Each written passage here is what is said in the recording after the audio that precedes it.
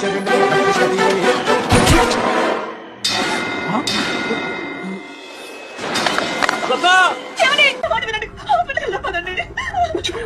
గుడికొచ్చి మనం ప్రసాదం తినకుండా ఎప్పుడైనా వెళ్ళావా?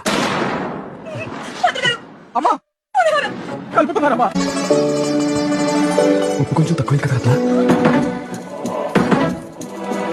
నాకు కూడా కొంచెం ఉంచు రత్న. టెన్షన్ పడమ్మా, నాకేం కాదులే.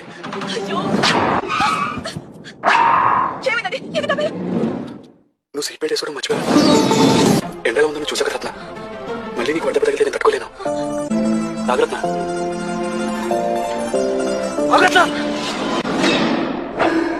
కొబ్బరి తినకుండా మనం ఎప్పుడైనా కొబ్బరి బొండం పడేసావా?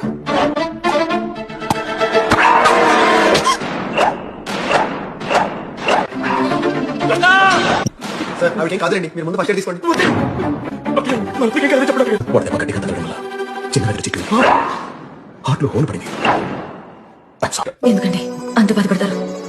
ఇప్పుడు ఏమైందని? మీ చేతిలో సుమమిలిగా పోవడం కంటే ఇక పుణ్యమే ఉంటుంది.